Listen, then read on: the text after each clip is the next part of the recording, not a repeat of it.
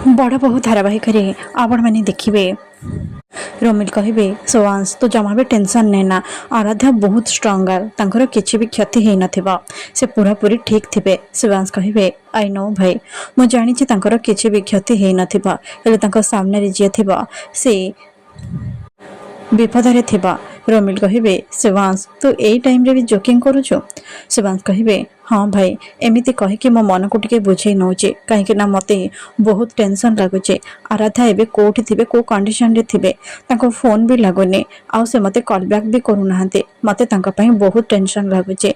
अरे से आज जॉब पई भी आसिलेनी जो झियो जॉब पई पूरा फैमिली एगेंस्ट रे हे जाइथिला से आज एते सुंदर अपॉर्चुनिटी को मिस केमिति कर दे पारला मते भारी व्यस्त लगुचे के जानी से कोठी थिबे। यापर से माने घर को फेरी आसीबे। एपटे मैंडी कहे आराध्या तू एठी कौन करुथिलो। आराध्या भाविबे मु जदि एबे मैंडी भाई को पर्स विषय रे कहिबे ताहले से बहुत व्यस्त हो पड़िबे नाई मु एबे तांको जणैबाटा ठीक हबनी। से कहिबे भाई सत कथा हला इवेंट दिन मु एठी मो पर्स को छाड़ी दे जाइथिले आउ देखुना एठा मो पर्स मु एको नबा को आसीथिले हेले तमे एठी कौन करूछ।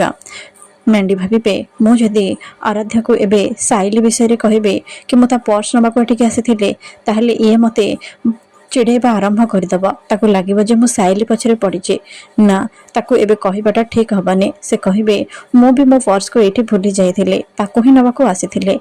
आराध्या कहे एथर जना पड़ी जे आमे दी जण होचे भाई भौणी से तो एका सांगे पर्स ही भूली जाऊचे। भाई तमे मते टिके घरे ड्रॉप कर दिया। एपटे मालती कहे शिवांश तू एमती बसीचु कहीं खाईदे बाबा। शिवांश कहे नाई मम्मी मु किसी भी खाइबेनी जो पर्यंत आराध्या घर को न फेरी मते बहुत टेंशन ही लगे।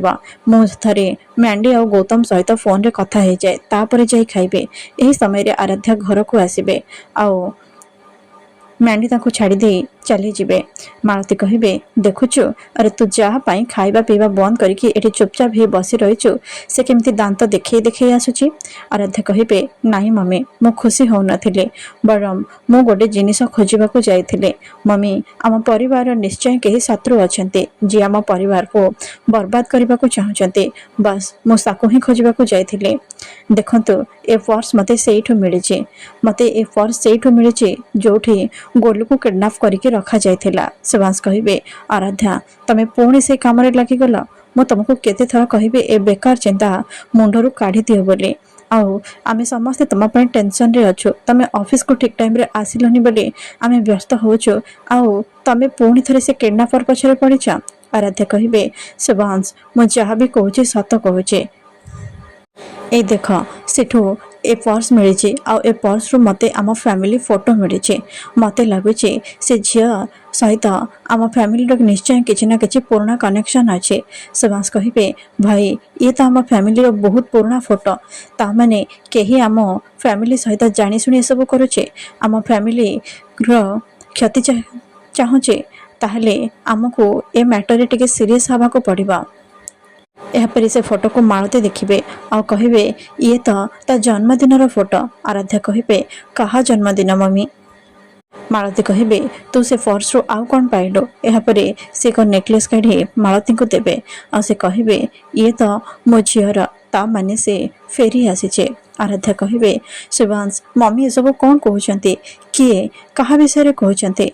मालती कहे शिवांश ऋषभ तम भौणी फेरी आसीचे से ए घर को आसवा को चाहूचे मो झील पाखक मते नहीं चल। आराध्या तू मो झील सहित कथा हेचु ना तू ताको देखिचु ना कह से कोठी अच्छे केमिति अच्छे। आराध्या कहे मम्मी तमे सब कौन कहि जाउछ आ शिवांश तमर जड़े भौणी भी अच्छे ता माने मो ननंद जड़े अछंते हेले ए विषय मो आगुर जानी नथिली काहेके कोठी अछंती से। ऋषभ कहे से जोठी भी था तो एथिरे आमर किछि भी जाय आसे नाही कहीं ना से ए घर को आउ केबे भी फेरबानी से निज इच्छा रे ए घर छाड़ी चली जाइछे आउ सेई दिन ठो ए घरर द्वार मुह ता पई सब दिन पई बंद हे जाइछे।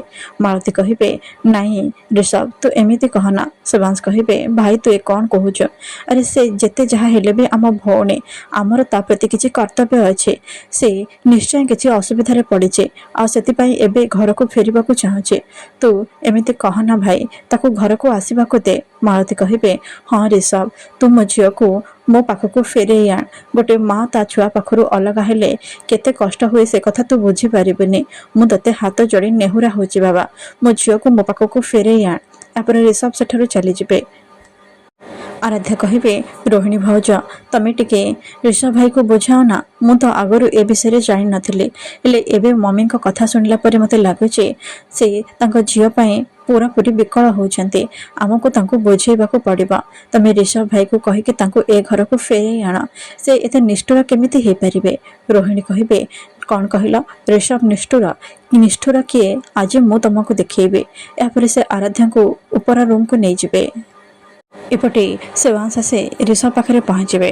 ଆଉ ରିଷଭ କହିବେ, ତୁ ଯଦି ମମି କଥାରେ ପଡ଼ି ସାଇଲିକୁ ଏ ଘରକୁ ଫେରେଇ ଆଣିବା କଥା କହିବାକୁ ଆସିଛୁ, ତାହେଲେ ଭୁଲିଯା। ସେବାଂଶ କହିବେ, ଭାଇ ସେ ଆମ ଭଉଣୀ। କେଜାଣି ସେ ଏବେ କେଉଁଠି ଥିବ, କେଉଁ ପରିସ୍ଥିତିରେ ଥିବ। ସେ ଏବେ ବି ଆମ ଆଗରେ ସାନ। ଭୁଲ ହେଇଯାଇଛି ଭାବି ତାକୁ କ୍ଷମା କରିଦେ। ରିଷଭ କହିବେ, ସେ ନିଜ ଇଚ୍ଛାରେ ଏ ଘର ଛାଡ଼ି ଯାଇଛି। ସେ